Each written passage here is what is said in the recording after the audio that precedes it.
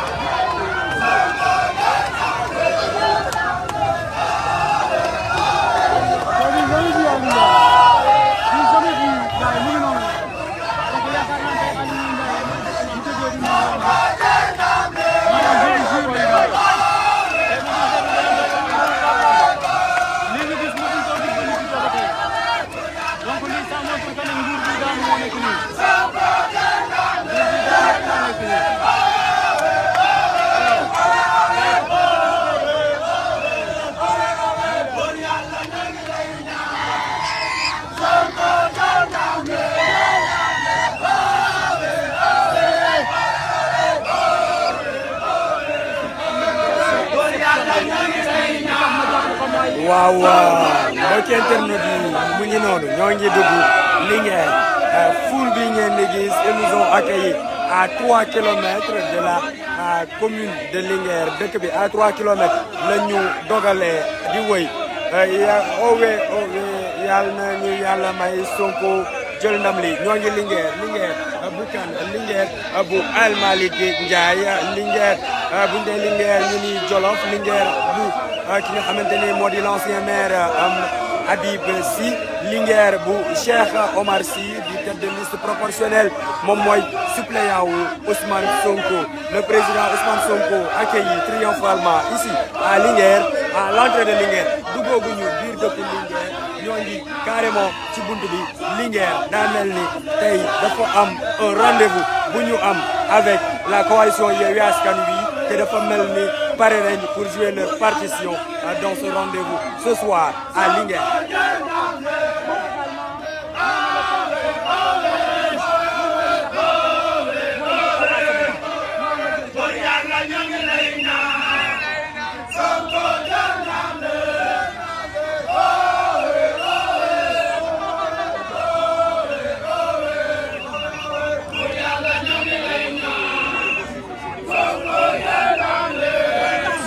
Ngok El Malick Ndiaye mi ngi nii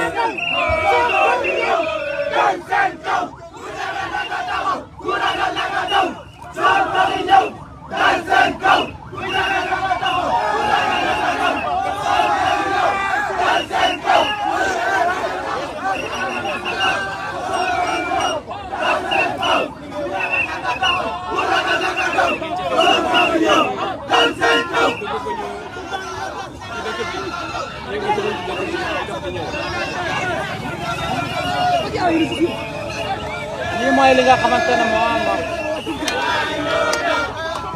waaw waaw waaw waaw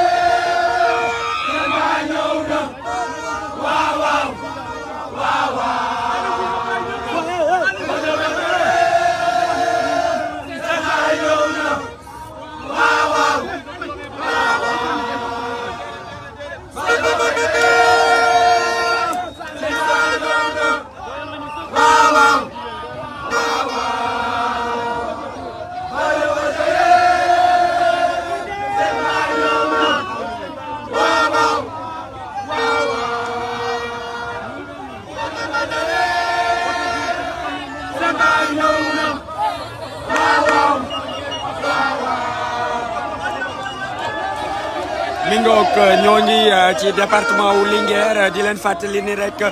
département wu Linguère mi ngi bokk ci région de Louga moom mooy ñetteelu département bi nekk électorat bi ñu ngi ko estimé à 124 913 électeurs moo am fi nga xamante ni moo di Linguère bàyyi leen ngeen dund tuuti ambiance bi am bi fii nii à l'entrée de Linguère ndax duggooguñu ci biir dëkk bi duggooguñu biir Linguère.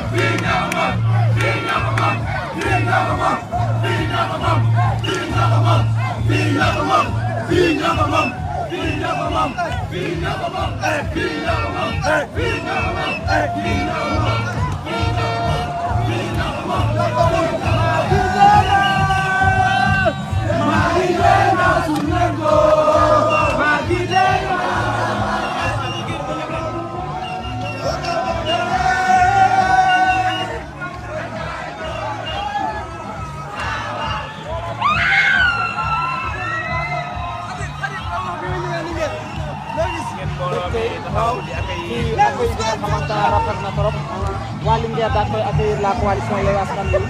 loolu day wane ne Linguère loolu day wane ne Linguère fera face c'est important c'est un plaisir mais ce n'est pas une surprise parce que la population de Linguère est une population. mi ngoog le président Ousmane Sonko génn ci kaw oto bi xale yi daal di jubilé nous sommes à l'entrée de la commune de Linguère chef-lieu du département éponyme Linguère mi ngi compté mi ngi nekk ci région bu Louga moo Kébémer ak Louga ñoom ñooy ñetti département yu composé la région de Louga Linguère mi ngi am ci carte électorale bi lu tolloog 124 934 électeurs Linguère di un bastion assez important dans l'échiquier politique du Sénégal waaye mën nañ ne fii bastion Yewwi Askan Wi la ndax Linguère mi ngi présenté 7 candidats sur la liste de Yewwi Askan Wi yi nga xamante ne moom moo war a dem ci élection législative 2022 donc lii mooy la situation ici à Linguère on vient d'entrer dans la ville de Linguère Linguère la capitale du Jolof bu ñu nee Linguère képp ku xam Pastef les patriotes sa xel daal di dem ci ki nga xamante ni moo di El Malick Ndiaye El Malick Ndiaye moom mooy la tête de liste nationale de Yewwi Askan la tête de liste départementale bu Linguère ànd ci ak ki nga xamante ni moom mooy le président Ousmane Sonko tête de liste nationale bu coalition Yewwi Askan Wi ak Aïssata Ba nekk la candidate numéro 2 dans ce département de Linguère.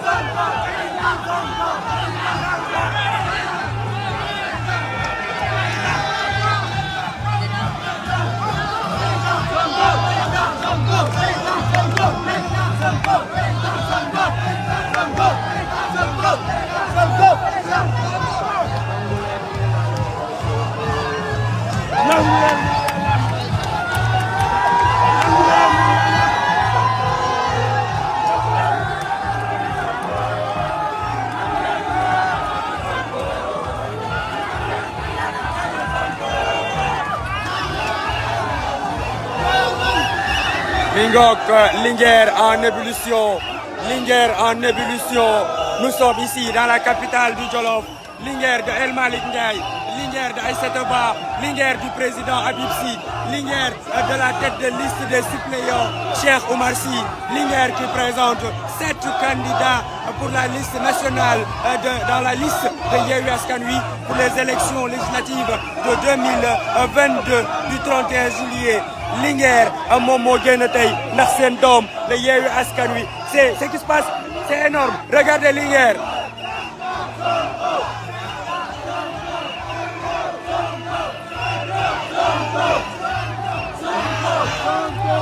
Donc la messe est dite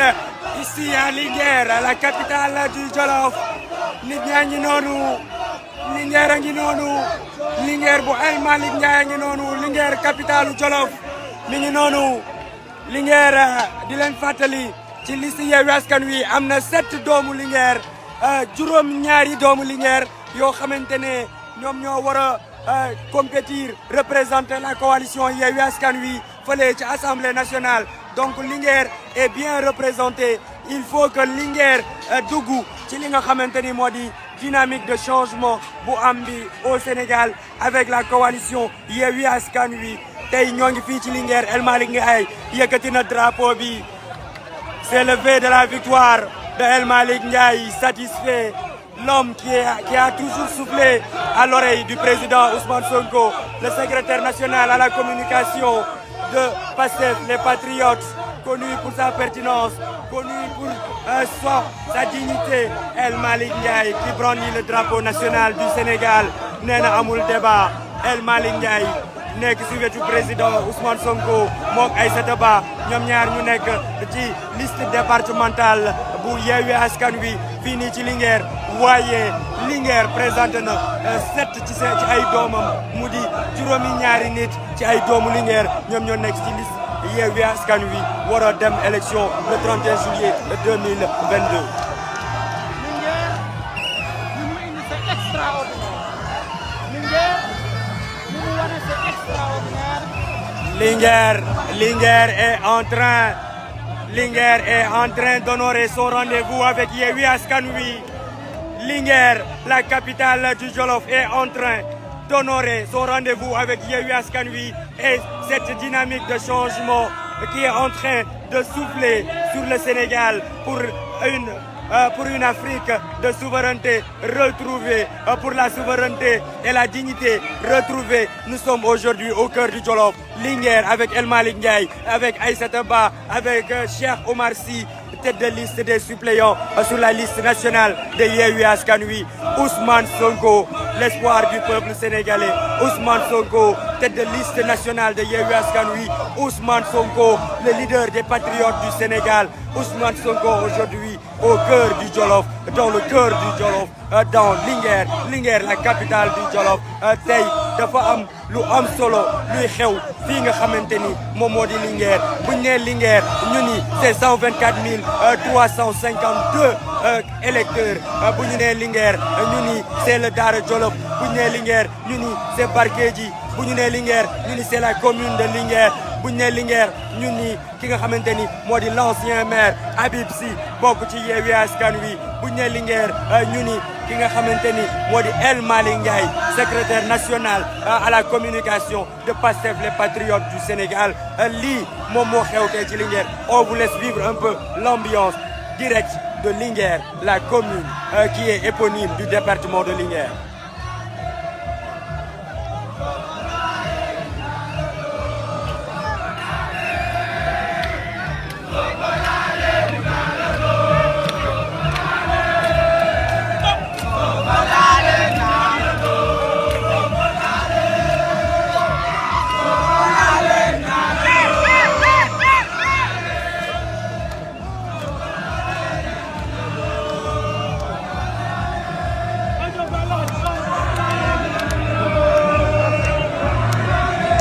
La forte mobilisation ici à Linguère. Linguère, commune située dans le département éponyme, le département de Linguère, qui compte 124 352 électeurs. un département très important. Nous sommes au cœur du Jolof, nous sommes dans la capitale même du Jolof, Linguère, département qui se situe dans la région de Louga. Louga qui compte 3 départements et Linguère constitue le plus fort taux d'électorat de la région de Louga. Louga, c'est Kébémer,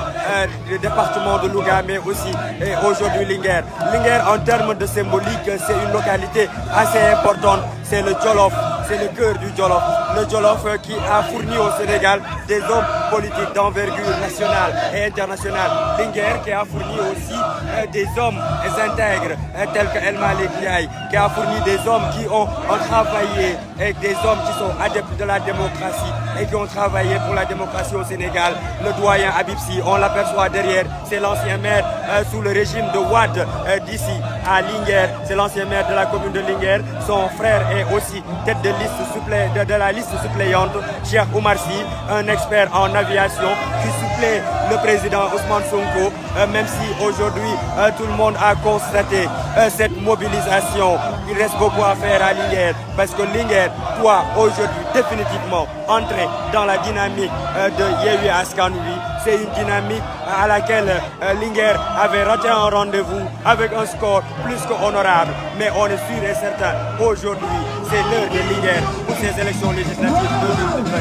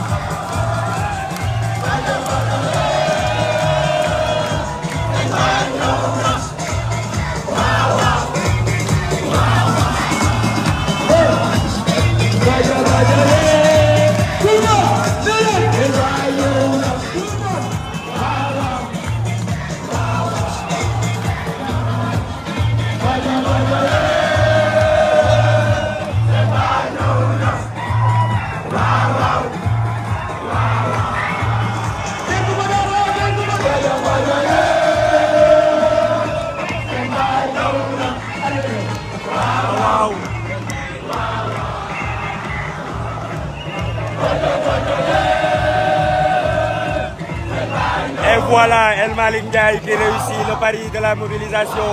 ici à Linguère. Linguère bëgg a bokk ci score bi. Linguère bëgg a bokk ci dynamique Yewwi Askan Wi. Tey fii la ñuy toll. On vous laisse admirer, vivez l'ambiance en direct de Linguère, le cœur du Jolof.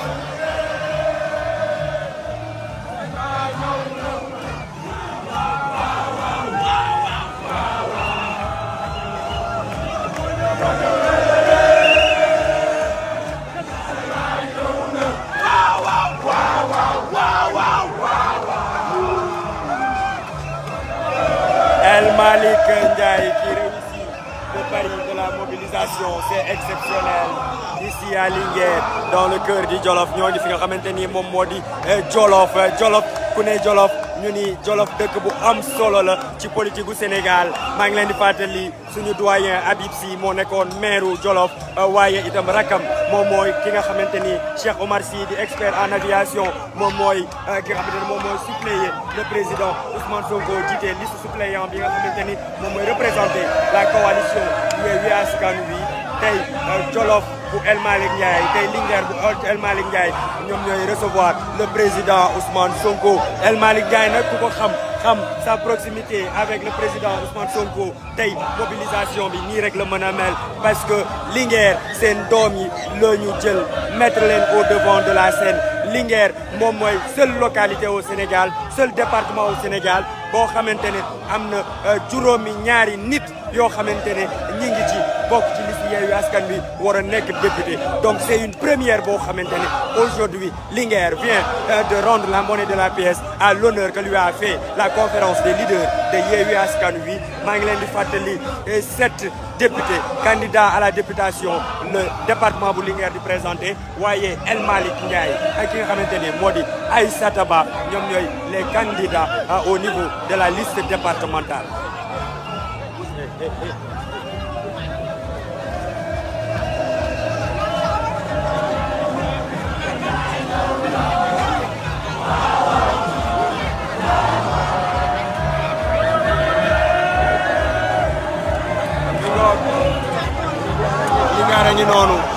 xoolee ñi nekk ñi ci kanam ñoo gën a bëri.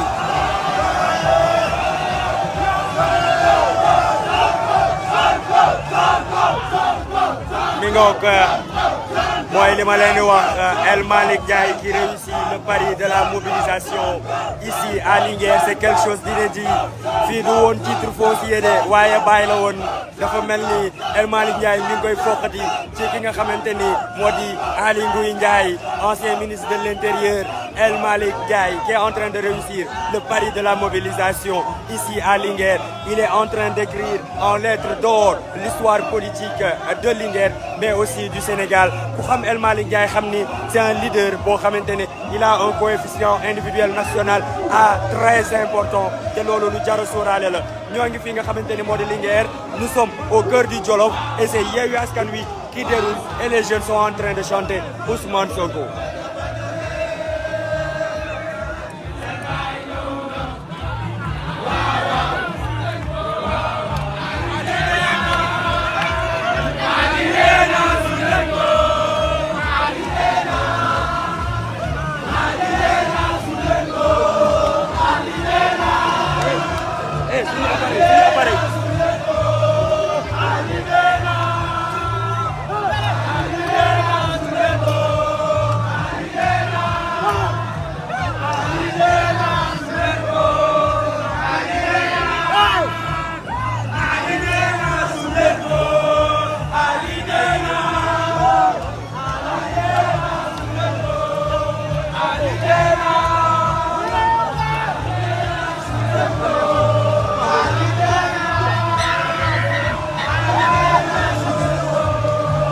Je vous le dis, admirez cette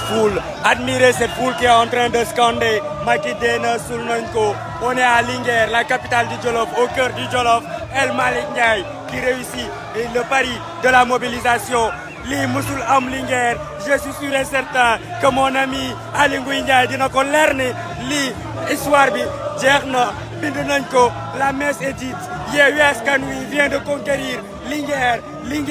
de El Malick Ndiaye. tey lu inédit la il faut que véritablement askan bi xam ni fii la ñu toll il faut que nit ñi gis ce qui se passe à Linguère c'est inédit Linguère de El Malick Ndiaye.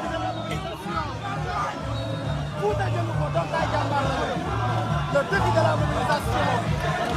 li ma gis tey fii ci Linguère mosuma ko gis li ma gis tey fii ci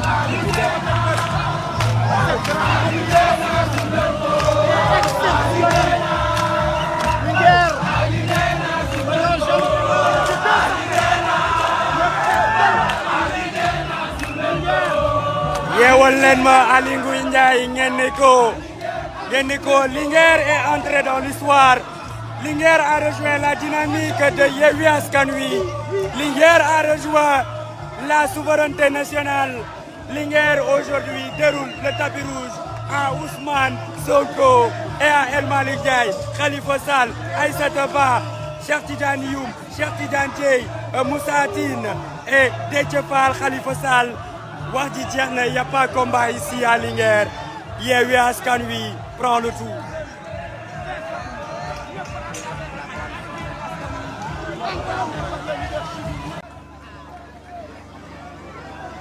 asalaamaaleykum mbokki Linguère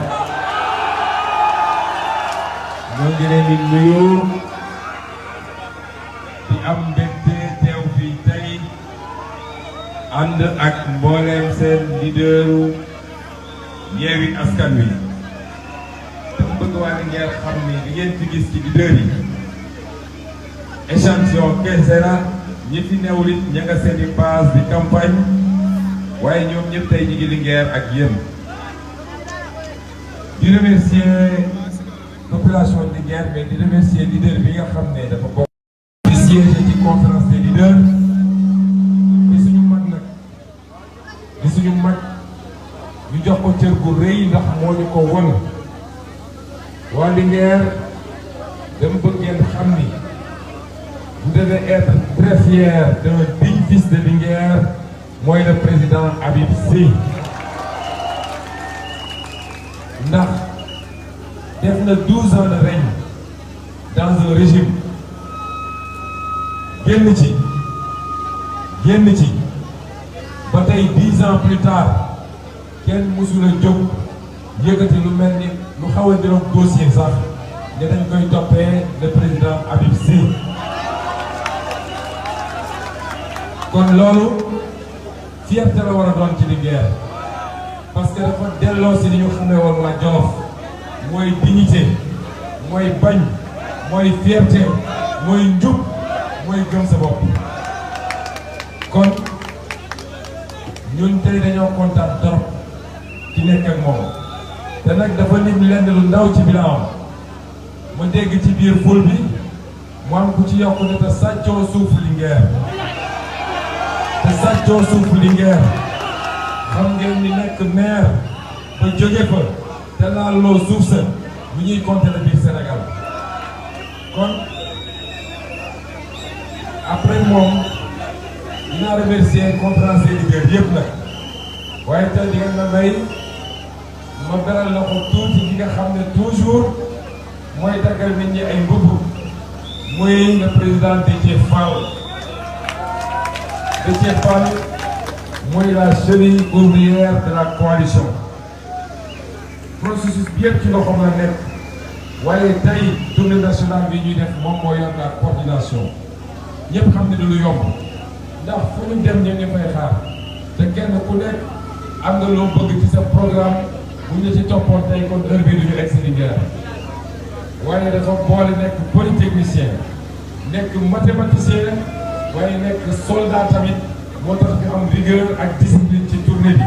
kon dañuy félicitation mbokk Linguère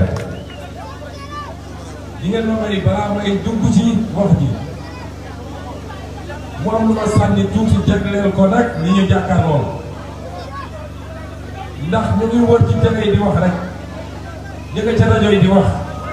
moo tax fii laa koy waxee Sénégal yëpp dégg ko ñu ngi leen di lancer un défi bu dee ñeme nañu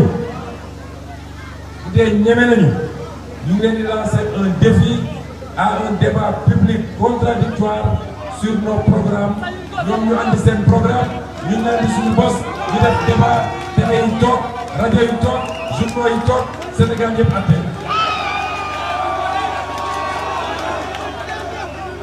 ndax xam nga politique wër di wax rek di naxe ak yor xaalis bu ñu sàcc di joxe loolu dafa yomb waaye day jeex Sénégal yéen le peuple que je vois là le peuple conscient le peuple mature bëggatu leen loolu ci politique xam ngeen li ngeen bëgg xuloo xaste saaga jënd nit ñi soxlaatu leen ko ci politique politique xam-xam la yor réew du caaxaan moo tax dans toutes les grandes démocraties bu élection amee heure bii nit ñaa ngi débat ci plateau yi moo tax ma ne leen ñun dañu ne su ngeen ñu joxee majorité ñu wàññi dund bi ci Sénégal su ngeen ñu joxee majorité ceeb diwlin suukar ak électricité ak ndox ak gaz dina wàññeeku ci Sénégal ak yeneen ñoom ñu dem ci télé yëpp ne ñun dañuy wax lu ñu neex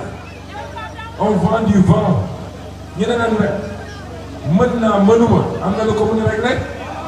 mooy nañu organiser un débat public état bi ñu toog man ma toog ku nekk andi mbiram ñu teg ko bu dee ñemewuñu ñun mun nañu jël ñeneen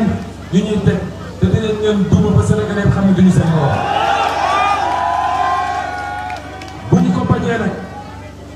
bu ñu ko bañee nag Sénégalais yi yeewu nañu ki bañ jàkkaarloo bi kooku moo amul programme daw na ñun nag ñu ne mën nañ ko dinaa def du ma def jox leen ñu majorité assemblée nationale xool duñ ci teg ñaari weer te di ma wax ni appliqué wuñu ko te Sénégal yëpp gis ko seen bët bu soobee yàlla moo tax li ñuy wax waxaat ko mu leer du ñun ñooy gouverner waaye ñun ñoo yor assemblée nationale mooy voter les lois mooy voter budget bi nga xam ne xaalisu réew mi foofu lañ koy séddalee dama wax léegi fi ñu jógee ni lépp c'est une question de volonté politique parce que état day def ay arbitrage soo yoree koppar amul benn état ci àdduna bu yor koppar bu mat li mu bëgg yëpp même États-Unis yorul koppar bu ko doy moo tax day def Chine yoru ko keneen ak keneen waaye dina yàlla jox ñu ne mat na 5000 et quelques milliards yow yaay def arbitrage est-ce que yow sa priorité mooy tabax ay pont ay autoroute ay stade ay arène nationale wala est-ce que sa priorité mooy jàppale Sénégalais yi ba ñu noyyi tuuti loolu mooy arbitrage bi moo tax ñu ne leen comme ñu ñooy voté budget bi buñ ko àndee ci ñun bu dee budget bi intégré wu li nga xam ne mooy priorité Sénégalais yi dinañ ko delloo en seconde lecture def suñuy amendement ne ko lii il faut nga dugal ko ci budget bi parce que Sénégalais yi sonn nañu tali nañu doom nañu loolu su ngeen ne mën nañ ko def xam ngeen ni mën nañ ko def ñoom nag loolu du seen priorité parce que dañ leen a xoj tubaab bi dañ leen a xoj banque mondiale xoj leen FMI xoj leen ku la abal ay gët nag moo lay joxañ fooy xoolal ñoom ñoo leen di wax ni ñun tubaab yi suñu priorité du seen ndaw ñi am liggéey suñu yoon newu ci suñu priorité du ngeen am ay hôpitaux yu baax suñu yoon newu ci du mbay mi dox du seen économie seen koom-koom dox parce que loolu baaxul ci tubaab yi suñu priorité mooy comme ñun dañ nañ ba suñu économie bloqué dañuy bëgg suñuy entreprise ñun ñëw mën a am liggéey ay marché ci yéen dinañ leen lebal xaalis mais su ma la lebalee xaalis maa lay wax lan nga ciy def su ma la joxee xaalis am naa benn société bu tudd Alstom fi mu ne nii dafa daanu ba mënatul dem damaa bëgg nga def benn autorail boo xam ne 40 kilomètres la jox ko Alstom jox ko 1500 milliards pour moom mu xoggaliku mais est-ce que loolu mooy suñu priorité ñun moo tax Macky Sall dafa cuune xamul mënul te tardel na Sénégal dafa tardel réew mi ni mu tardel réew mi sax xamu leen ko fi mu ne nii njëkkante inauguration lay def pour moom Sénégalais yi bu ñu ko gisee ñetti weer yu ne ñu ne inauguré na benn affaire rek dañ naan wu waajaa ngi liggéey waaye dañuy inauguré néew ma baaxul de mais ban impact la am ci yéen ban impact la am ci yéen est-ce que am na lu mu oyofal ci seen àdduna tey la embouteillage gën a bëri Ndakaaru xam ngeen di tax loolu su fa tabaxoon téeméeri pont ak juróom-ñett du tax problème bi réglé boo bëggee problème Ndakaaru réglé da ngay fexe ba kenn ku nekk fi mu dëkk mu am fa lu ko fa téye parce que kenn demul Ndakaaru par plaisir ñàkk pexe rek moo tax nit ñi dem fa waaye su fexe woon dañuy wax territorialisation des politiques publiques te mu nekk suñu programme bu fexe woon ba kenn ku nekk fi nga dëkk nga am fa as tout un minimum boo xam ne ci liggéey ci faju ci njàng ci ak yeneen xam nga ni kenn du bàyyi Linguère naan maa ngi dem Ndakaaru kenn du bàyyi Daara ni maa ngi dem Ndakaaru kon loolu moo tax lii muy def ay perte temps la BRT fii TER fii autopont fële ba pare di ko def ci anam yoo xam ne taw sax bu amee pont ba daanu parce que yàkkamti na inauguré pour ñu ne ah Macky ngi liggéey xam nga ku bëgg a liggéey fooy commencé fexeel ba mbay mi baax ba leen lépp lu ñuy lekk duñ ko jéggaane ci biti fexeel ba càmm ji baax fii Linguère la ñu nekk xam naa li may wax fexeel ba napp gi baax fexeel ba am ay industrie yuy transformé li ngay liggéey ndaw ñu am liggéey kenn ku ne am loo téye sa poos noonu la ñuy tabaxee réew waaye réew doo ñu def ay tappaale rek maa ngi defar dem jëm ñaajo defar fa quelques immeubles ku romb ne immeuble yooyu lu mu jëriñ Sénégal ban njëriñ nga am ci yéen ñi nekk fii kon nag mbokk yi Macky Sall mënul ba ma leen ko wax yéen xam ngeen ni mënul ndax 10 ans la yor réew bi 10 ans ci 10 ans yooyu est-ce que am na lu changé Linguère fii est-ce que am na lu fi soppiku 10 ans du daw rek 10 ans ko yor réew war nga mën a defar lu bëri moo tax ñu ne leen bu ñu juum ci enjeu wu élection bii am na ko wax léegi mbirum inondation gis nga bu ñu demee assemblée nationale bu ngeen ñu joxee majorité bokk na ci commission d'enquête parlementaire yi ñuy njëkk a teg 700 milliards yi mu ne def na ko ci inondation yi te ñëpp xam nañ ne xaalis bi da koo lekk moom ak ñu ko wër dinañ ko leeral ba mu leer nañ parce que Ndakaaru bi mu def li ëpp ci alal boobu bu wisee sax wis waa Ndakaaru nga ci biir ndox ma feneen ak feneen ci Sénégal noonu moo tax ñu ne leen élection bii dafa am solo mën naa ne c'est l'une des élections les plus importantes de l'histoire politique du Sénégal bu ñu juum ñoom duñu campagne de duñu sonn dañuy xaar ba mu des juróomi fan wala ñetti fan ci élection bi xaalis bi ñu sàcc milliards yi ñu sàcc parce que man maa ko wax ay sàcc lañu ñoom xam ngeen ko yéen ñu ne ko gën a xam ñoo xam ne démb ak barki démb dara yoruñu ko woon tey ñuy wër yor ay mallette d'argent di ko distribuer xaalis boobu fan la jógee xam ngeen ni mooy seen impôt lépp bi waroon régler seen problème moom la ñuy jël di ñu xam ngeen ni li ko wàññi di tax yéeguñu ko benn yéeg bi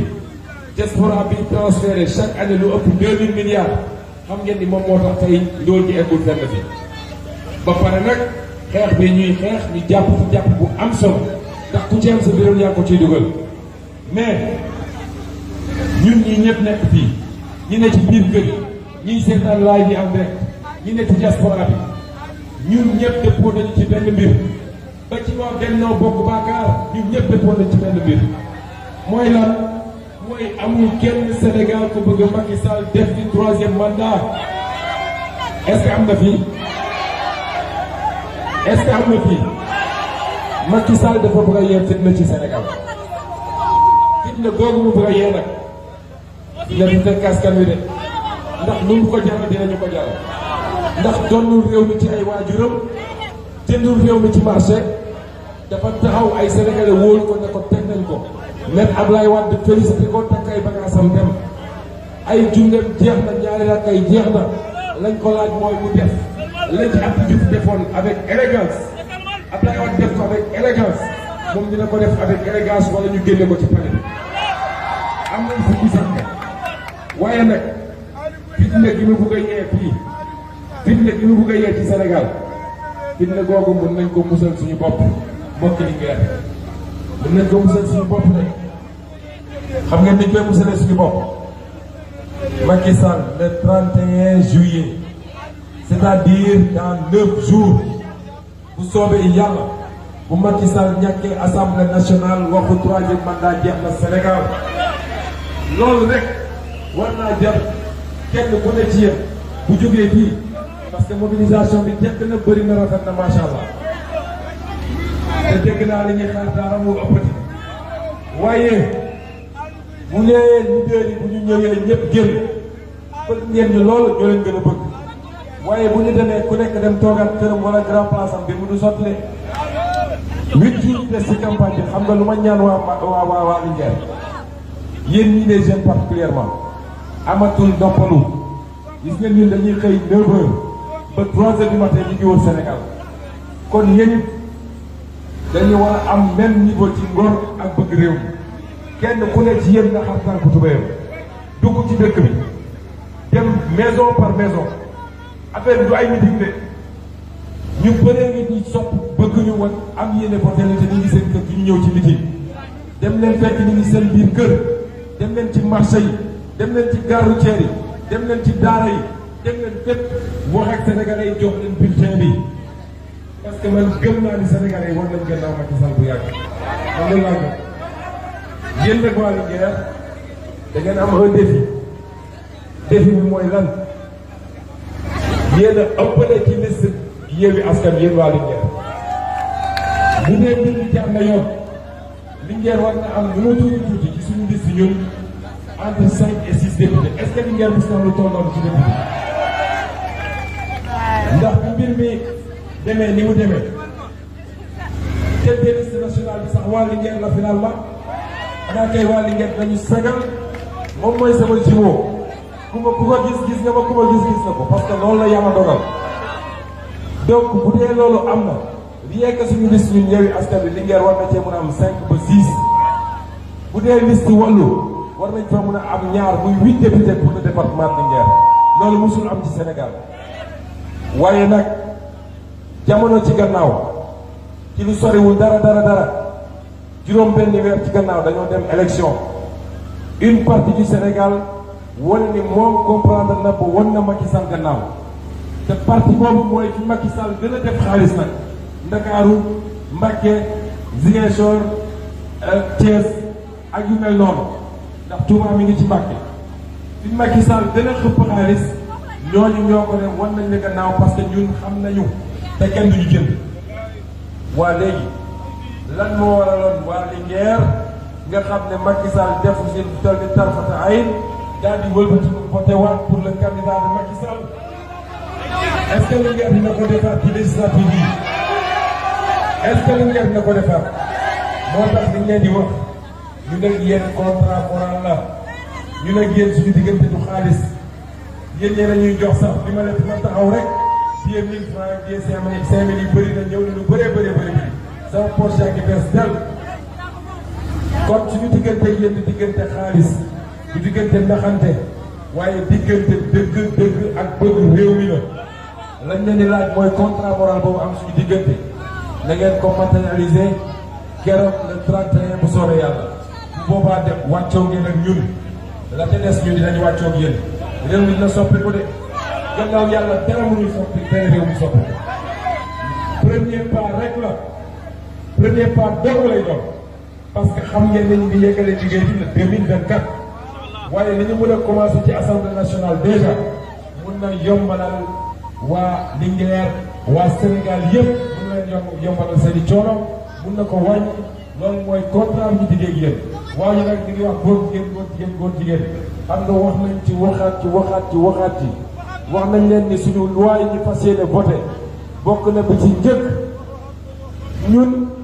nekkuñu fi pour naan dañuy ciblé ay nit dafay leer nag dafay leer de gis nga loi dafa sensible am na noo koy bindee mu andi ay musiba ak ay problème sant ñu kenn mu dem kër jàmbur yi di lu ñëtu di xool seen biir néeg di xool nit lu muy def loolu fii démocratie la te dañu assurer la liberté et la propriété privée waaye nag la ñu mënul nangu mooy tubaab yi nga xam ne ñoom alku nañu ba noppi parce que dañoo dem ba egg foo xam ne mënuñu dellu gannaaw ñu ne comme ñun yàqu nañu ba noppi dañu fexe ba àdduna bi yàqu waaye ma ne bu ñun ñëpp suñuy waajur suñuy maam ak i maamaat bu ñu doonoon loolu est-ce que ñun nit nañ fi teew yàlla ni mu bindee àdduna bind ko ci fitra pour société continuer dox société continuer di perpétuer wu la ñu xam mooy góor ak jigéen njaboot mun see juddu waaye góor ak góor jigéen ak jigéen amul fu mu am est-ce que mus ngeen ko gis ci bàyyi may mus ngeen ko gis ci bàyyi may yàlla bindeewul noonu nit ñi nañu bàyyi caaxaan moo tax ñu ne ñun agenda bi nga xam ne tubaab yi moom la ñu am bëgg ñu koo imposer ba tey réewu Sénégal Macky Sall ci boppam xam na ko bëri na ñu ko signé loo xam ne pour jox ko tuuti alal foo jaar nañ ci digal question de genre ne ko signé lu ko signé man mii di wax ak yéen maire dong la maire waaye su ma doon maire Ziguinchor andi nañ ma ko au moins ñaari projet yoo xam ne dama lànk ne duma ko signé parce que soo xoolee ko projet yi ba ci biir dañ ne naan il faut ngeen def affaire u genre respecter toutes les minorités patati patata loolu mooy daganalal góor jigéen ñu signé la projet jox la xaalis man leen du ma ko signé soxlawu ma seen xaalis kon ñun loolu la ñu wax ni duñ ci ànd ak kenn ci àdduna parce que loolu du noonu la yàlla mooñee nit kon ñu ngi leen di gërëm di leen sant ci tertu bi dañuy war a continuer ba daara dellu si waat nag comme suñu président Habib Sy moo ñuy defal tey ñu ñëw fanaan Linguère waa Linguère darañu dégg naa miss yi defar nañ ko ba pare man nag ceeb rek laa laaj njàngataam bu baax ànd ak jën bu sew loolu laa laaj doy Habib Sy ñu ngi leen di gërëm leen sant